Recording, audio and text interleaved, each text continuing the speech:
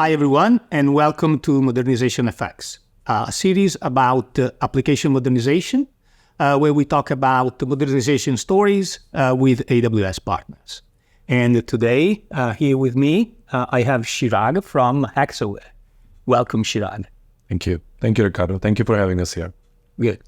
So, Chirag, Hexaware. Hexaware is an AWS partner. Please talk to us about your company, what you do, and how you help customers modernize their estates. Sure thing, Ricardo. First of all, thank you for having us here. I am Chirag Khanijau. I'm responsible for sales and consulting of our global cloud and data business. And at Hexaware, we are a global technology service provider. We are based out of 40 countries and around 90 different nationalities represented, 30,000 people. What we're doing is we help our customers go to cloud and bring their applications and data to cloud to be much more agile and provide, differentiated customer experiences to their customers. So that's what we do. Excellent. And you were telling me earlier that you focus exclusively on modernization as part of your job, right? Absolutely. Our relationship with AWS goes back more than a decade.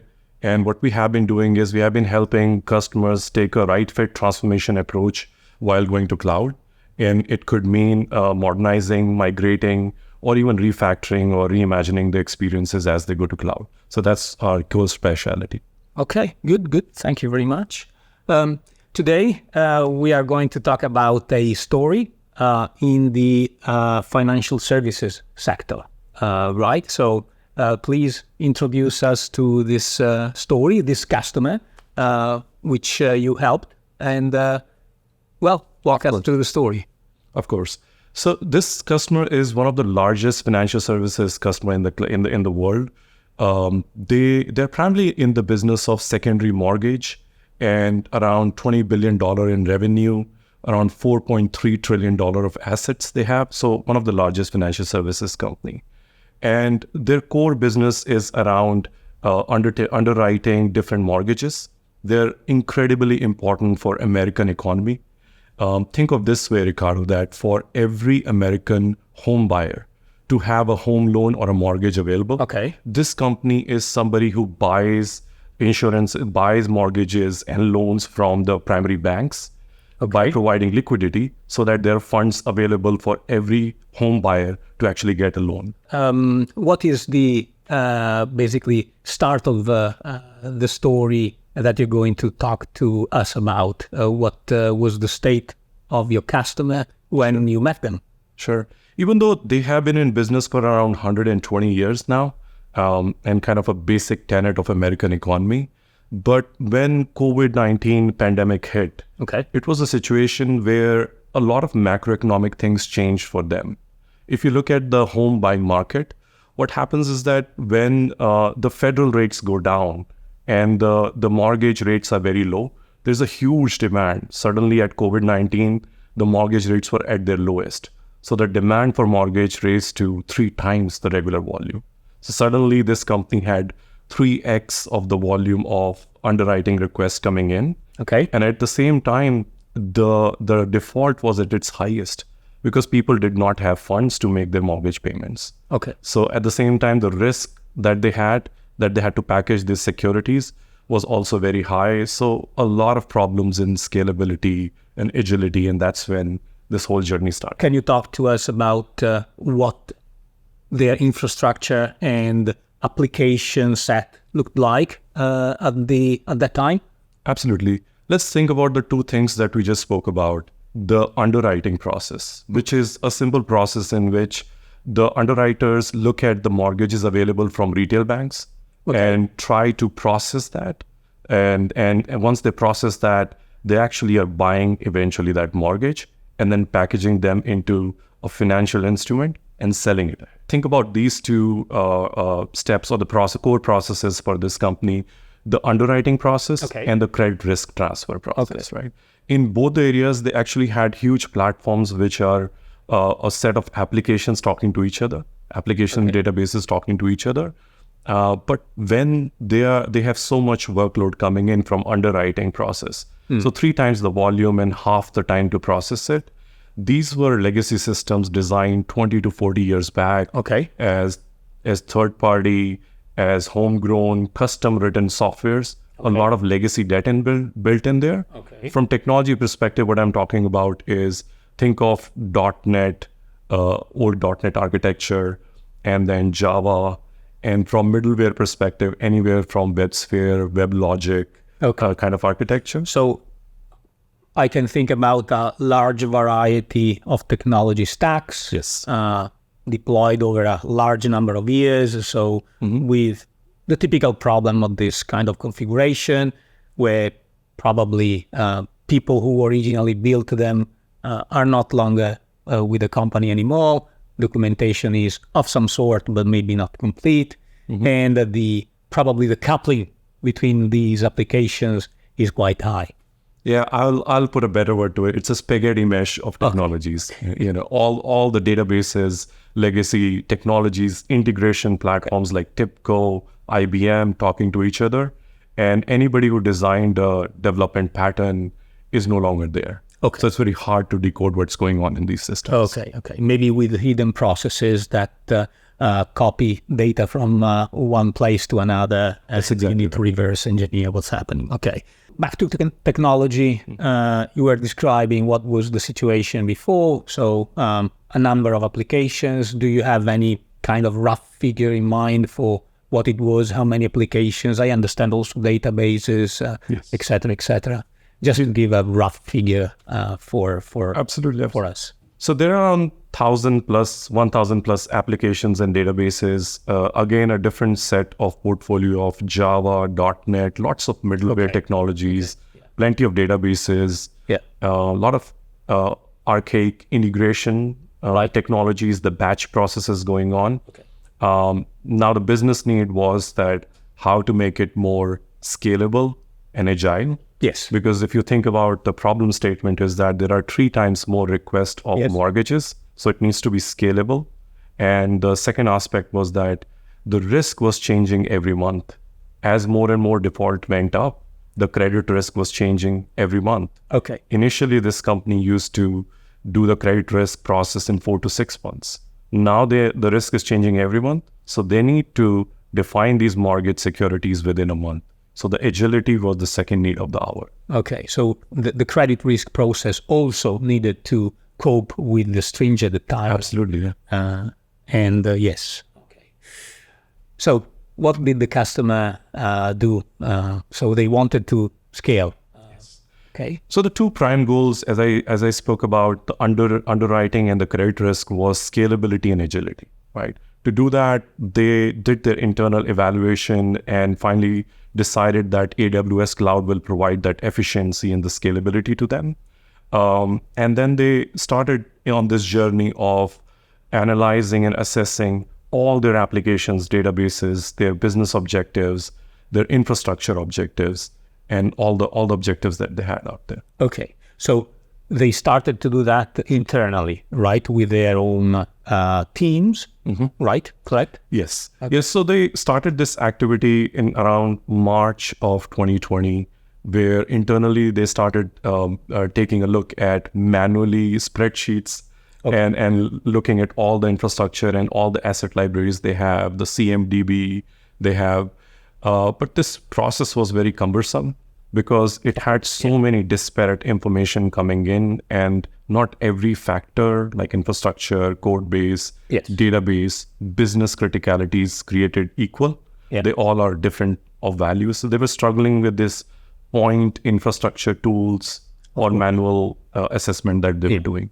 I can imagine that it must have been difficult. A large number of applications, again, finding information and trying to work out the relationship and the coupling between those might have been quite challenging. We are talking about, by the way, all of this locally, right? So the infrastructure was local to the company. It was on-prem. It was on the VMware infrastructure.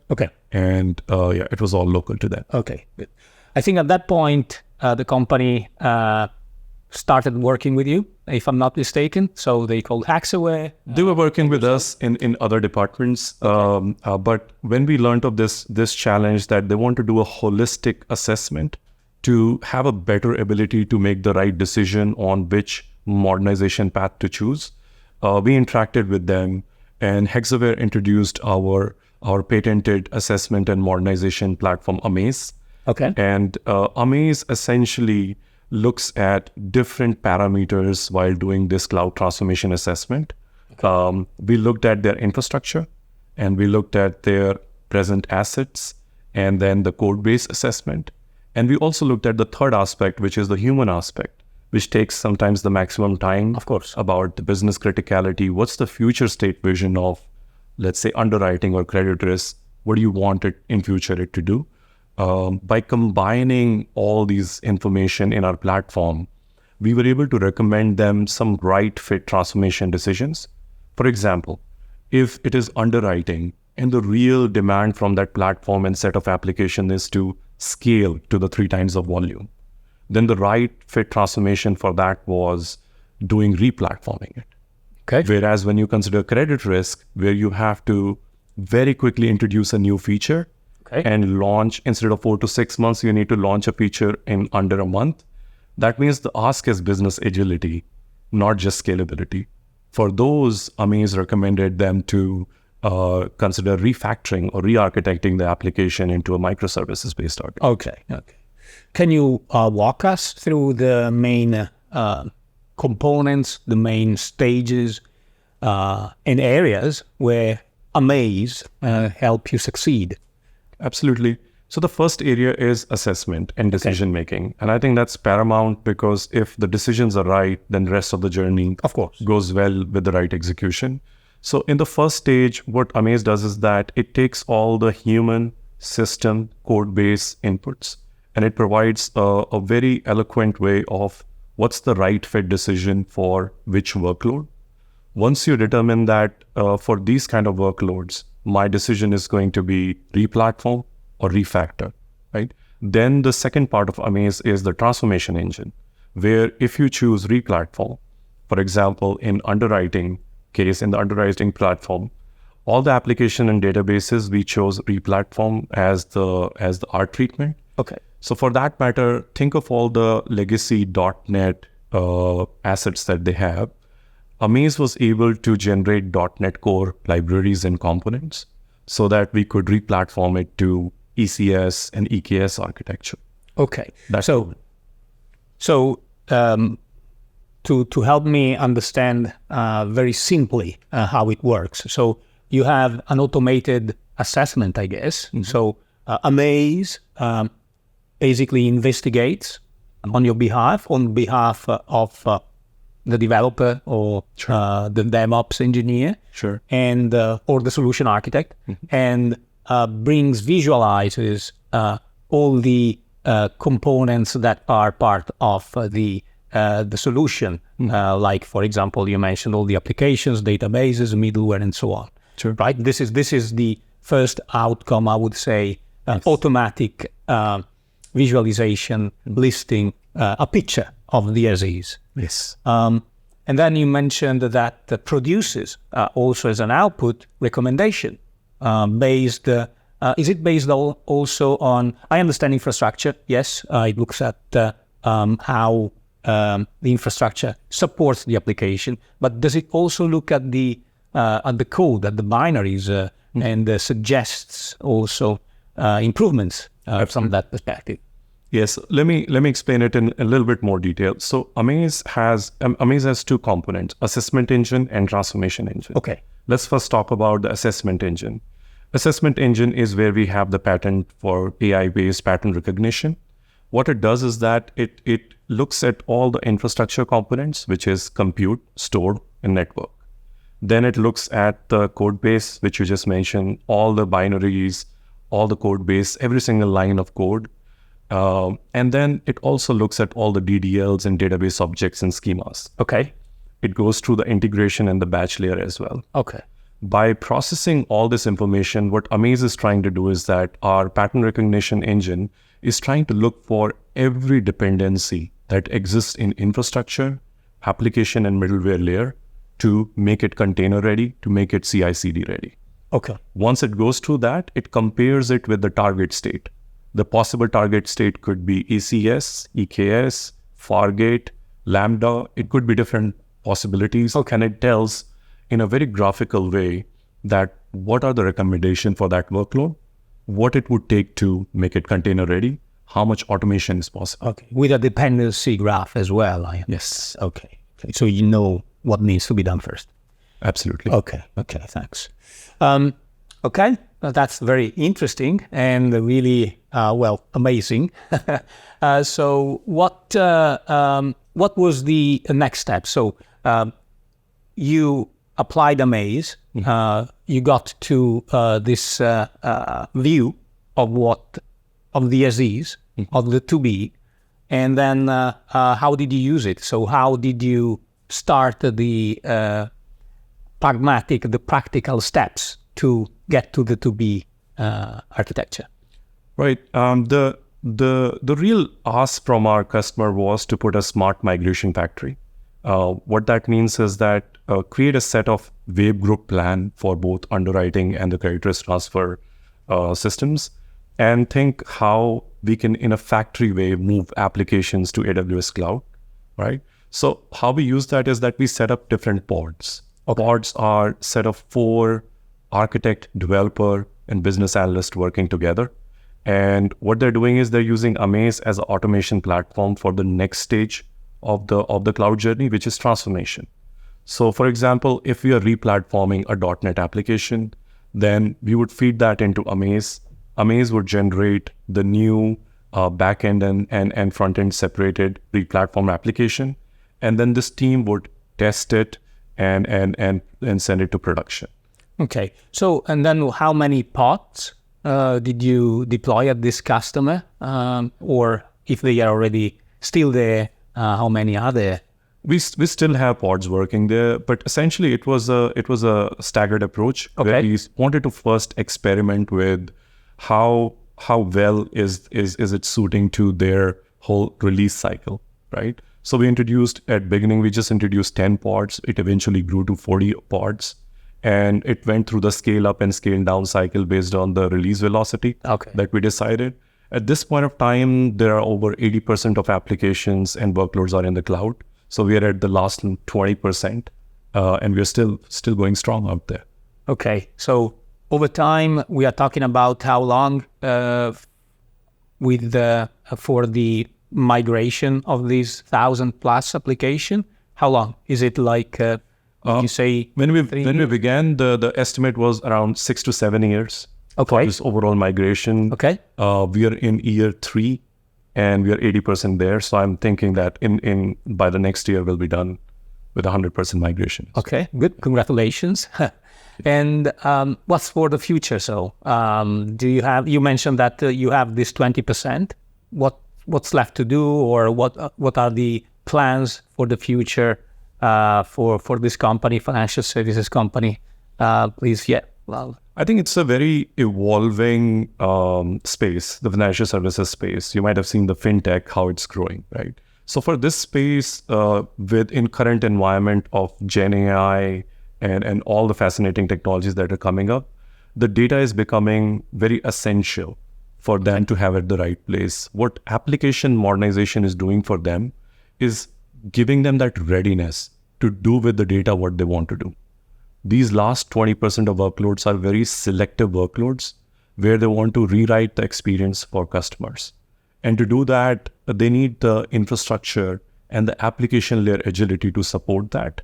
I think they have invested very well and very smartly in last 3 years in getting the basics and the core ready for them to be able to take advantage of generative AI, a lot of data and AI technologies that are coming up. Okay, good. Excellent. Well, Chirag, thank you very much for walking us through this journey. It's been a pleasure and very interesting.